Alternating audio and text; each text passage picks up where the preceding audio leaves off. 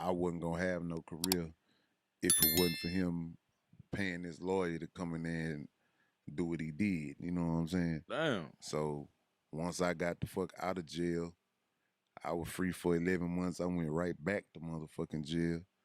So I ain't really pick up too much at Rap a Lot, man. I just, I turned in a record. He'll give me some bread when I start doing a record. I turn the record in. He'll give me the other half of the bread, and then that's it for me and Jay for the year. Yeah. And I'm doing my shows and shit. So other than that, like I ain't really pick up no business. I mean, I picked up a lot of sayings from Jay. You know what I'm saying? But I ain't pick up too much business from him. What kind of sayings you picked up?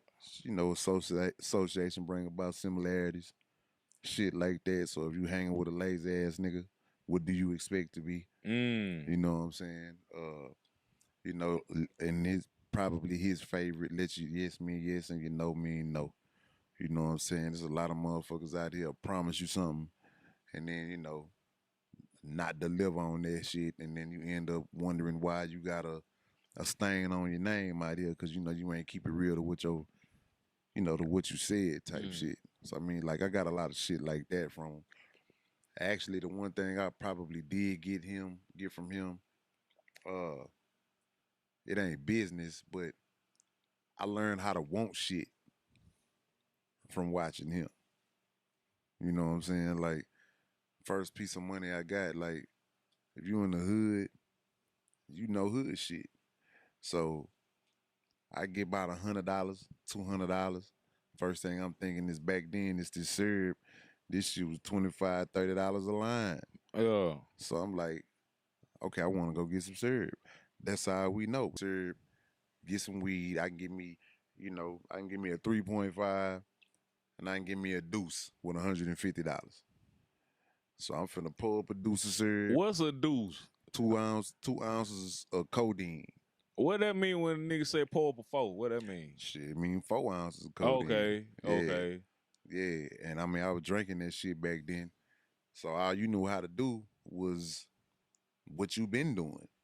So, I'm rapping with people around the hood and shit. Ain't nobody really trying to, ain't nobody teaching you how to man up. You know what I'm saying? So it's like shit, I've been pole hustling, give me some money. Like I say, give me a deuce because I couldn't afford the four. Give me a deuce, give me a 3.5 or something. But back then it was that top flight shit we was smoking. So a nigga smoked this bullshit and you think you high and it's cool. All right. Then the bread come, now it's like, oh, I'm gonna go get an 8.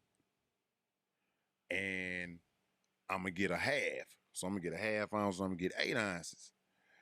And it wasn't until I got on Rap a Lot, this is the first time I hopped in the car. When that nigga pulled up to sign me, he was in a Studebaker.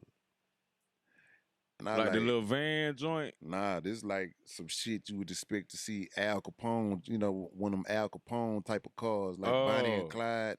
He was in like one of them motherfuckers Like with them, the them shits from the 30s, 40s yeah, type shit. yeah, he was Okay. in one of them. That's Okay. what he came to the pool hall to sign me in. And I'm like, what the fuck is this? You expect for some type of white man in a dinner coat to hop out, but it was this nigga J.Prince.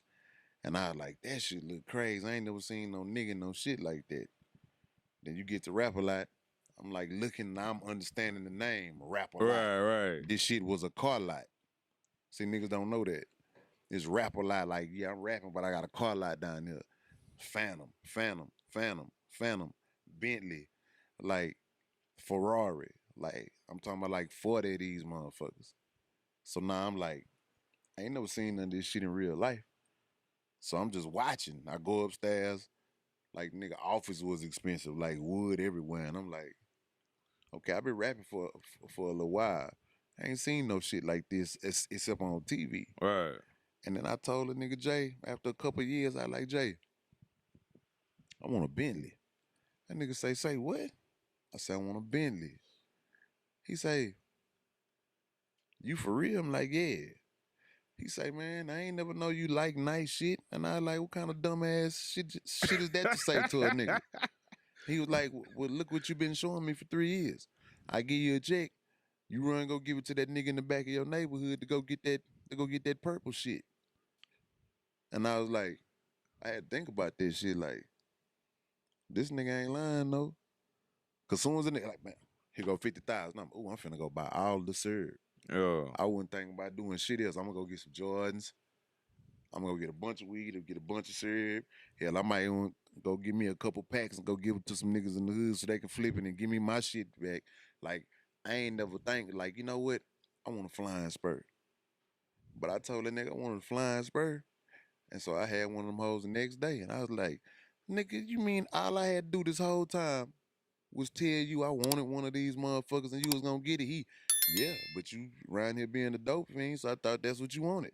Hey, it's your favorite cousin at the cookout, Rico Ramil. Check out my brand new book, Get Rich and Praise God, man, on Amazon.com right now.